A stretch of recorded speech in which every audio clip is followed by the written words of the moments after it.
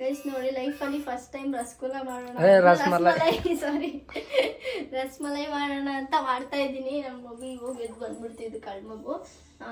ಎಲ್ರಿಗೂ welcome back to my YouTube channel. ಬನ್ನಿ ಇವತ್ತು ರಸಮಲೈ ಮಾಡೋಣ. ಫಸ್ಟ್ ಟೈಮ್ ಮಾಡ್ತಿದ್ದೀನಿ. ತಪ್ಪಾಗುತ್ತೋ ಸರಿಯಾಗುತ್ತೋ ಎಲ್ಲಾನು ತೋರಿಸ್ತೀನಿ. ತಪ್ಪಾದರೆ ನೀವು ಯಾವ ಥರ ಸರಿ ಮಾಡ್ಕೋಬೇಕು ಅನ್ನೋದನ್ನು ಕೂಡ ಹೇಳ್ತೀನಿ. 2 ನಿಂಬೆಹಣ್ಣ ರಸ ತೆಗೆದು ಇಟ್ಕೊಂಡಿದ್ದೀನಿ. ಇಲ್ಲಿ ಅರ್ಧ ಲೀಟ್ರು ಹಾಲು ಬಿಸಿ ಮಾಡಕ್ಕೆ ಇಟ್ಟಿದ್ದೀನಿ. ರಸ ತೆಗೆದು ಇಟ್ಕೊಂಡಿದ್ದೀನಿ. ಇವಾಗ ಇದನ್ನ ಕಂಪ್ಲೀಟಾಗಿ ಹಾಕ್ತಾ ಇದ್ದೀನಿ. ಇಲ್ಲ ಹಿಂಗೆ ಹಾಕ್ಬೇಕು. ಇದು ಸ್ವಲ್ಪ ಹಂಗೆ ಕುದಿತಾ ಇರಬೇಕು. ಹಾಲು ಹೊಡ್ಕೋಬೇಕು. ಇವಾಗ ಅದು ಹಾಲು ನೋಡಿ ಹೊಡ್ಕೊಂತು ಹಾಲು. ನನ್ನ ತಮ್ಮ ಸಾಲಲ್ಲ ಹೊಡಿಯಲ್ಲ ಹಾಲು ಅಂತ ಹೇಳ್ತಾ ಇದ್ದ. ನೋಡಿ ಹೆಂಗೆ ನೀರು ಸಪ್ರೇಟು. ಇವಾಗ ನಾವು ಪನ್ನೀರನ್ನ ಮಾಡ್ತಾ ಇರೋದು. ಫಸ್ಟು ಪನ್ನೀರನ್ನ ಮಾಡ್ಕೊಳ್ಬೇಕು. ಈಗ ನಾನು ಸ್ವಲ್ಪ ಇದನ್ನು ಹಂಗೆ ಬೇಯಿಸ್ಕೊಳ್ಳೋಣ. ಒಂಚೂರು ಗಟ್ಟಿ ಆಗುತ್ತೆ ಪನ್ನೀರು. ನೋಡಿ ನೋಡಿ ನೋಡಿ ಕಂಪ್ಲೀಟ್ಲಿ ಹಾಲು ಹೊಡಿತು. ಚಿನಿ ರಸಮಲೈ ತಿಂತೀಯಾ? ಎಷ್ಟು ನೀವು ಹಿಂಗೆ ತೋರಿಸಿ ಸ್ಟ್ರೈಟು ನೋಡಿ. ನೀರು ಥರ ನೀರು ಸಪ್ರೇಟು ಹಾಲೆಲ್ಲ ಈ ಥರ ಪನ್ನೀರ್ ಆಗುತ್ತೆ. ಇವಾಗ ಇದನ್ನ ಒಂದು ಕಾಟನ್ ಬಟ್ಟೆಗೆ ಹಾಕೊಂಡು ಸೋಸ್ಕೊಳ್ಳೋಣ.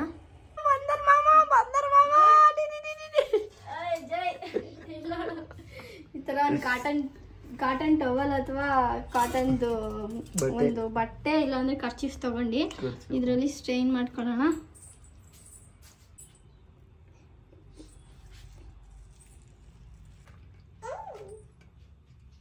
ಕಂಪ್ಲೀಟಾಗಿ ಹಾಕೊಂಡಿದ್ದೀನಿ.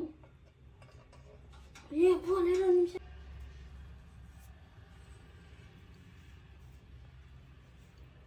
ಅಷ್ಟೇನಾ? ಇದು ಸ್ವಲ್ಪ ನೀರು ಹಾಕೋದಕ್ಕೆ ತಣ್ಣೀರ, ನಾರ್ಮಲ್ ನೀರ.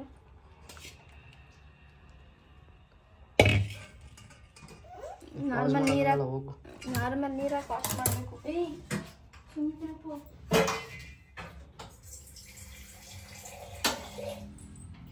ಇವಾಗ ಇದರಲ್ಲಿ ಏನಾದ್ರು ಹುಳಿ ಅಂಶ ಇದ್ರೆ ಎಲ್ಲ ಹೋಗ್ಬೇಕಲ್ವ. ಹಾಗಾಗಿ ಸ್ವಲ್ಪ ನೀರು ಹಾಕ್ಕೊಂಡು ಇದನ್ನೆಲ್ಲ ಸ್ವಲ್ಪ ಹುಳಿ ಇದ್ರೆ ಹೋಗಿಸಿ ಇದನ್ನು ಫುಲ್ ಟೈಟ್ ಮಾಡಿ ಒಂದು ಅರ್ಧ ಗಂಟೆ ಇದನ್ನು ಬಿಡಬೇಕು. ವಾಶ್ ಮಾಡಿ ಇದೆ ಸ್ವಲ್ಪ ಹಿಂಸೆ. ಆದರೆ ಬಿಸಿಲೇನೆ ಟೈಟ್ ಮಾಡಬೇಕು. ಇಲ್ಲ ಅಂತ ಅಂದರೆ ನೀರೆಲ್ಲ ಅದರಲ್ಲೇ ಪನ್ನೀರೆಲ್ಲ ಉಳ್ಕೊಬಿಡುತ್ತೆ.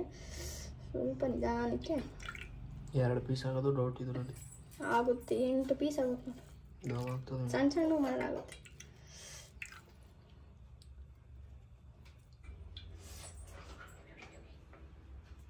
ಅಪ್ಪೋ ಸುಮ್ಮನೆ ನಿಂತ್ಕೊಳ್ಳೋ, ಬಿದ್ದೋಗ್ಬಿಟ್ಟೆ. ಇಳಿಯೋ ಕೆಳಕಿಲ್ಲ ಅಂದ್ರೆ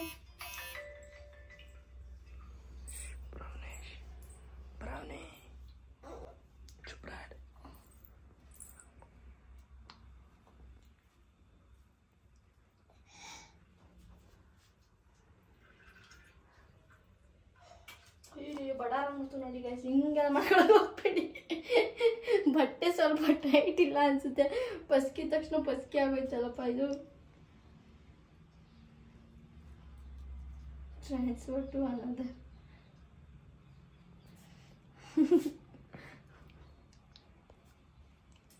ಈ ಥರ ಎಲ್ಲ ಎಡ್ವಟ್ ಆಯ್ತಾ ಇರಬೇಕು ಅಡುಗೆ ಮಾಡ್ಬೇಕಾದ್ರೆ. ಅವಾಗಷ್ಟೇ ಅಡುಗೆ ಚೆನ್ನಾಗಿ ಬರೋದು. ಇಲ್ಲ ಅಂತಂದರೆ ನೀಟಾಗಿ ಅಡುಗೆ ಬರಲ್ಲ.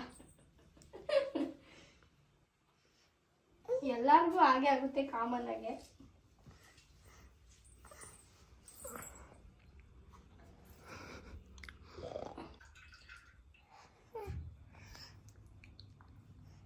ಇದನ್ನ ಇವಾಗ ನಾವು ಅರ್ಧ ಗಂಟೆ ಹಂಗೆ ಬಿಡಬೇಕು. ಹಾರ್ಕೋಬೇಕದು.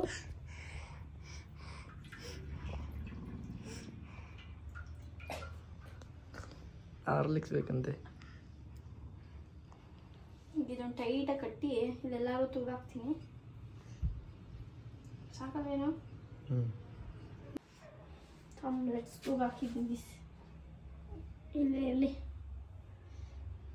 ಆದಮೇಲೆ ತೆಗಿತಾ ಇದ್ದೀವಿ ಇದನ್ನ ಚೆನ್ನಾಗಿ ನಾದ್ಕೊಂಡು ಫುಲ್ ಸಾಫ್ಟ್ ಬೆಣ್ಣೆ ಥರ ಆಗಬೇಕು.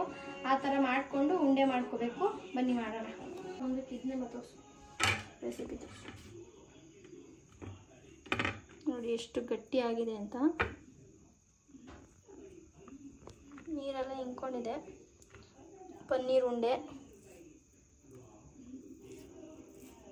ಇದನ್ನು ಇವಾಗ ಚೆನ್ನಾಗಿ ನಾದ್ಕೋಬೇಕು. ಇದೆಲ್ಲ ನೋಡಿ ಹಿಂಗಿದೆಲ್ಲ, ಇದೆಲ್ಲ ಫುಲ್ ಬೆಣ್ಣೆ ಥರ ಆಗಬೇಕೀಗ.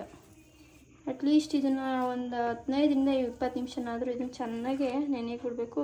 ಇಲ್ಲಿಂದ ಚೆನ್ನಾಗಿ ಹಿಂಗೆ ಮಿದಿಬೇಕು ಚೆನ್ನಾಗೆ.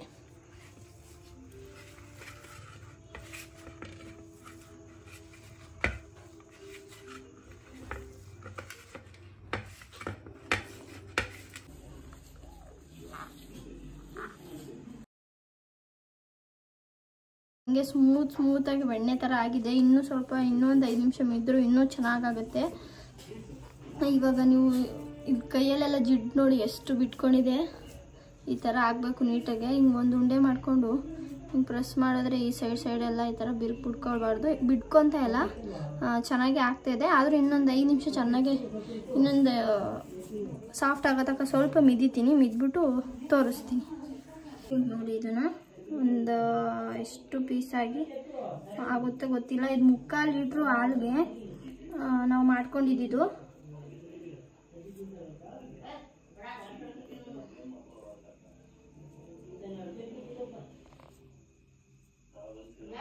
ಎಷ್ಟಾಯಿತು?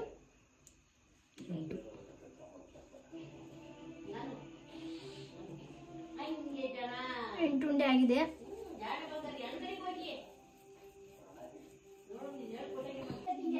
ತಮ್ಮಂತದ್ ನೋಡಿ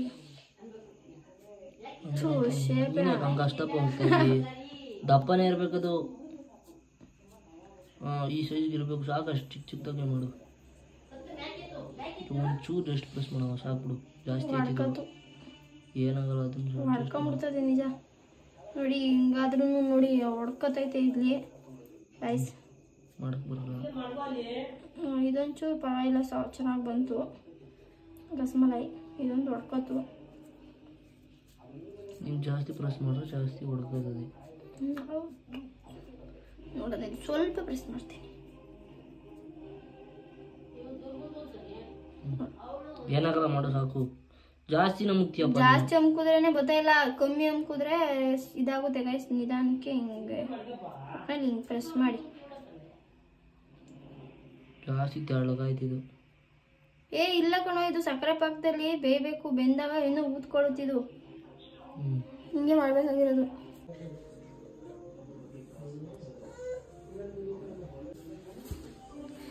ಇವಾಗ ಪಾಕ ಮಾಡ್ಕೊಳ್ಳೋಣ. ಒಂದು 1/2 ಲೀಟ್ರ್ ಹಾಲು ಬೇಕಿತ್ತು. ಊಟ ಸಾಕಾಗುತ್ತಲ್ವ ಸಕ್ಕರೆ.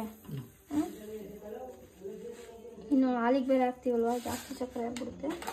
ಲೋಟ ಸಕ್ಕರೆ ಹಾಕೊಂಡಿದ್ದೀನಿ. 1 ಲೋಟ, ಈಗ ನಾವು ಯಾವ ಕಪ್ ಅಥವಾ ಯಂತ್ರದಲ್ಲಿ ಸಕ್ಕರೆ ಹಾಕೊಂಡಿರ್ತೀವಿ ಅದ್ರ 3 ಪಟ್ಟು ನೀರು ಹಾಕೋಬೇಕು. ಏನೋ ಹುಳ ಬೇರೆ ಬಿತ್ತು. 3 ಪಟ್ಟು ನೀರು ಹಾಕೋಬೇಕು.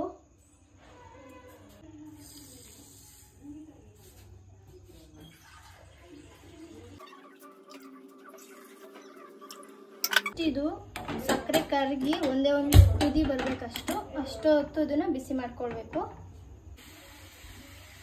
ಇವಾಗ ಇದು ಕಂಪ್ಲೀಟಾಗಿ ಬಾಯ್ಲ್ ಆಗ್ತಾ ಇದೆ. ಇವಾಗ ಇದು ಹೈ ಫ್ಲೇಮಲ್ಲೇ ಇರಬೇಕು. ಈ ಕುದೀತಾ ಇರೋ ನೀರಿಗೇನೆ ನಾವೇನು ಮಾಡಿ ಇಟ್ಕೊಂಡಿದ್ದೀವಿ ಈ ಉಂಡೆಗಳನ್ನ ಒಂದೊಂದಾಗೇನೆ ಲೋ ಫ್ಲೇಮ್ ಮಾಡಿ ಮಾತ್ರ ಹಾಕೋಕೆ ಹೋಗಬೇಡಿ, ಹೈ ಫ್ಲೇಮಲ್ಲೇ ಹಾಕೋಬೇಕು. ಈಗ ಒಂದು 3 ನಿಮಿಷ ಓಪನ್ ಮಾಡಿ ಇದನ್ನ ಕುದಿಸಿದ್ದೀವಿ. ಒಂದೆರಡು ಹೊಡ್ಕೊಂಡಿದೆ. ಯಾಕೆ ಹೊಡ್ಕೊತು ಅಂತಂದರೆ ಅದನ್ನು ಸ್ವಲ್ಪ ತೆಳ್ಳಗೆ ಮಾಡಿಬಿಟ್ಟಿದೆ. ಹಂಗಾಗಿ ಸ್ವಲ್ಪ ಮಂದಕ್ಕೇನೆ ಇರಬೇಕು ನಾವು ಪ್ರೆಸ್ ಮಾಡಿದಾಗ. ನಾನು ಸ್ವಲ್ಪ ತೆಳ್ಳಗೆ ಮಾಡಿದೆ, ಇನ್ನೂ ಊದ್ಕೊಳುತ್ತಲ್ವ ಅಂತ ಹೇಳ್ಬಿಟ್ಟು. ಹಂಗಾಗಿ ನೀವು ಆ ಮಿಸ್ಟೇಕ್ ಮಾಡೋಕ್ಕೆ ಹೋಗಬೇಡಿ. ಇದೆಲ್ಲ ಸ್ವಲ್ಪ ದಪ್ಪ ಇತ್ತು ನೋಡಿ, ಅದೆಲ್ಲ ಹೊಡ್ಕೊಂಡಿಲ್ಲ. ಇದೆರಡು ಮಾತ್ರ ಹಂಗಾಗಿದೆ. ಇವಾಗ ಒಂದು 3 ನಿಮಿಷ ಹಂಗೆ ಬೇಯಿಸಿದ್ದೀವಿ. ಇದನ್ನು ಈಗ ಒಂದು ಲಿಡ್ ಮುಚ್ಚಿ ಒಂದು 8 ನಿಮಿಷ ಇದನ್ನು ಬೇಯಿಸ್ಕೊಳ್ಳೋಣ. ಆಮೇಲೆ ಏನಾಗುತ್ತೆ ಓಪನ್ ಮಾಡಿ ತೋರಿಸ್ತೀನಿ. ಎಲ್ಲ ಟೈಮ್ ಸರಿಗೆ ಐತೆ. ಅದು 1 ಬಿಟ್ಟು ಇನ್ನು ಮಿಕ್ಕಿದೆಲ್ಲ ಇದಾಗೈತೆ ಅಷ್ಟೇ. ಏನಾಗಿಲ್ಲ, ಸರಿಯಾಗಿ ಸಾಫ್ಟಾಗಿ ಐತೆ ಮಾಮೂಲಿ. ಆದರೆ ಶೇಪ್ ಹೊಂಟೋಗೈತೆ ಅಷ್ಟೇ. ಬಗಾಲಾಗಿದೆ. ಅದು ಸ್ವಲ್ಪ ತಣ್ಣಗಾಗುತ್ತೆ. ಏನಾಗಿಲ್ಲ, ಚೆನ್ನಾಗಿ ಆಗೈತೆ. ಹಿಂಗೇನೆ ಮಾಡಿ. ಆದರೆ ಉಂಡೆ ಎಲ್ಲಿ ಮಿಸ್ಟೇಕ್ ಆಯಿತು ಅಂತ ಅಂದರೆ ಈ ನನ್ನ ಮಗ ಅರ್ಧ ಬರ್ತಾನೆ ನಮಗೆ.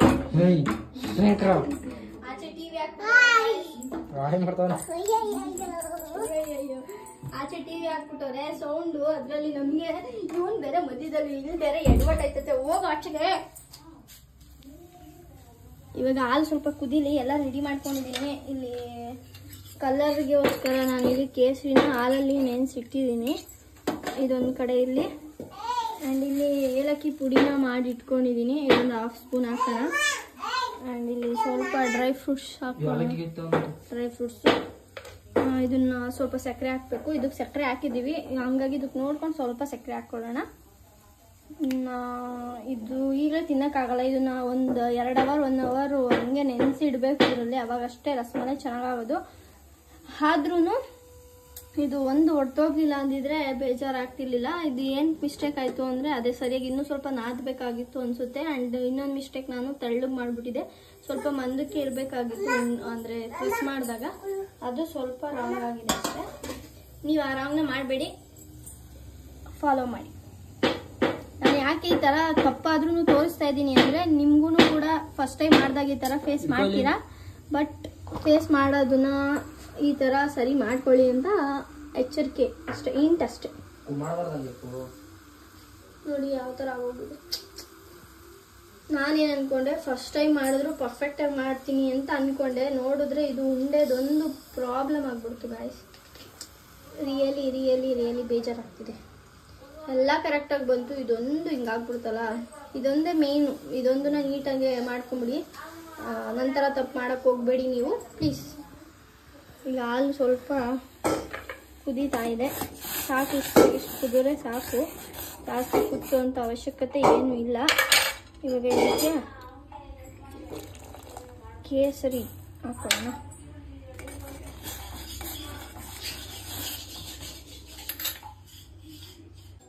ಅದಕ್ಕೆ ಸಕ್ಕರೆ ಹಾಕಿದ್ದೀವಿ. ಇದು ನೋಡಿ ಎಂತೆಂತ ಎಡವಟ್ ಹಾಕಿ ಸ್ವಲ್ಪ ಸಕ್ಕರೆ ಹಾಕೊತಾ ಇದ್ದೀನಿ. ಜಾಸ್ತಿ ಆಗುತ್ತೆ. ಈ ಮಗು ಏನು ಪೀಡೆ ಕೆಲಸ ಮಾಡ್ಕೊಂಡು ಗೊತ್ತಾ. ಸ್ವಲ್ಪ ಇದು ಕುದೀಲಿ. ಒಂದು 10 ನಿಮಿಷ ಚೆನ್ನಾಗಿ ಕುದ್ದಾದ್ಮೇಲೆ ಇದಕ್ಕೆ ಏಲಕ್ಕಿ ಹಾಕೊಂತ ಇದ್ದೀನಿ. ಗಮ್ಮ ಫ್ರೇಗ್ರೆನ್ಸ್ಗೋಸ್ಕರ. ಇದನ್ನ ಇವಾಗ ಸ್ಟವ್ ಆಫ್ ಮಾಡ್ಕೊಳ್ಳೋಣ. ಜಾಸ್ತಿ ಕುದಿಸಿ ಇದ್ರೆ ಗಟ್ಟಿ ಆಗ್ಬಿಡುತ್ತೆ. ಈಗಲೇ ಗಟ್ಟಿ ಆಗೋದ್ರೆ ಆಮೇಲೆ ಇನ್ನೂ ಆರೋದ್ಮೇಲೆ ಇನ್ನೂ ಗಟ್ಟಿ ಆಗ್ಬಿಡುತ್ತೆ. ಇನ್ನೂ ಗಟ್ಟಿ ಆಗ್ಬಿಡುತ್ತೆ. ಏನೇ ಡಿಸ್ಟರ್ಬೆನ್ಸ್ ನೋಡಿ. ಯಾಕೋ ಈ ವಿಡಿಯೋನೇ ಡುಬಾಕ್ ಆಗೋಯ್ತು. ಇದನ್ನ ಆಫ್ ಮಾಡ್ಕೊತೀನಿ. ಆಫ್ ಮಾಡಿಕೊಂಡು ಇದು ಆರೈತೆ ನೋಡಿ, ಚೆನ್ನಾಗಿ ಆಗಿತ್ತು. ನೋಡಿದ್ರೆ ಅದು ಹೊಡ್ಕೋಬಾರ್ದಾಗಿತ್ತು. ಆರಿದೆ. ಇದರಲ್ಲಿರುವಂಥ ಸ್ವಲ್ಪ ರಸನೆಲ್ಲ ತೆಗಿಬೇಕು. ಯಾಕಂದರೆ ಒಳಗಡೆಗೆ ಇದು ಮಸಾಲೆ ಅದು ಹಾಲಿನ ಫ್ಲೇವರ್ ಎಲ್ಲ ಇಟ್ಕೊಳ್ಳಲ್ಲ. ಹಂಗಾಗಿ ಇದನ್ನು ಸ್ವಲ್ಪ ಹಿಂಡಬೇಕು.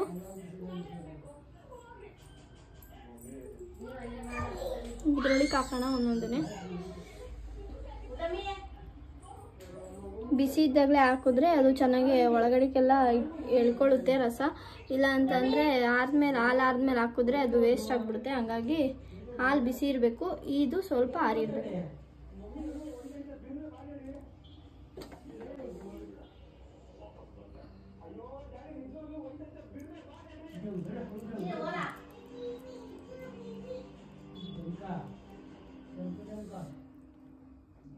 ಎಲ್ಲ ಕಂಪ್ಲೀಟಾಗಿ ಹಾಕ್ತೀನಿ. ಇದನ್ನೆಲ್ಲ ಸ್ವಲ್ಪ ಕಂಪ್ಲೀಟಾಗಿ ಹಾಕಿದ್ದೀನಿ. ಸ್ವಲ್ಪ ಇದಕ್ಕೆ ಡ್ರೈ ಫ್ರೂಟ್ಸ್ನ ಆ್ಯಡ್ ಮಾಡ್ಕೊತಾ ಇದ್ದೀನಿ. ಇದನ್ನ ಇನ್ನೊಂದು ಅವರ್ ಕೂಲ್ ಆಗೋಕೆ ಬಿಡೋಣ.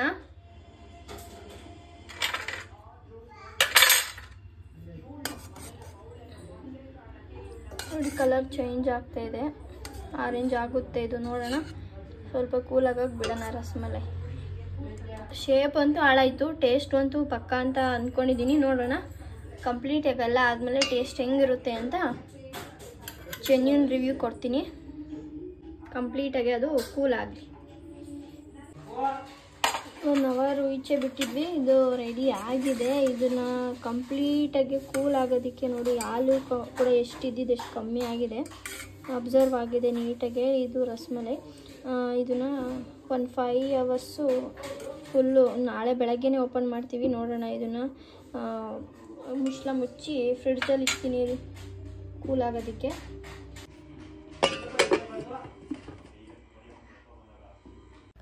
5 ಅವರ್ಸು ಫ್ರಿಡ್ಜ್ ಇದ್ದರೆ ಫ್ರಿಡ್ಜಲ್ಲಿ ಇಡಿ, ಇಲ್ಲಾಂದರೆ ಆಚೆನೇ 5 ಅವರ್ಸ್ ಹಂಗೇ ಇಡಿ. ರಸಮಲೈ ರೆಡಿಯಾಗಿದೆ. ಇವಾಗ ಫ್ರಿಡ್ಜಿಂದ ತೆಗೆದಿದ್ದೀವಿ. ನಾವು ನೈಟ್ ಮಾಡಿದ್ದು, ಹಂಗಾಗಿ ಓವರ್ ನೈಟ್ ಬಿಟ್ಟಿದ್ವಿ. ಇವಾಗ ಮಾರ್ನಿಂಗು ಎದ್ದು ತೆಗಿತಾ ಇರೋದು. ರಸಮಲೈ ಚೆನ್ನಾಗಾಗಿದೆ ಮತ್ತು ಟೇಸ್ಟ್ ಕೂಡ ಚೆನ್ನಾಗಿ ರಸಮಲೈ ಟೇಸ್ಟೇ ಇತ್ತು.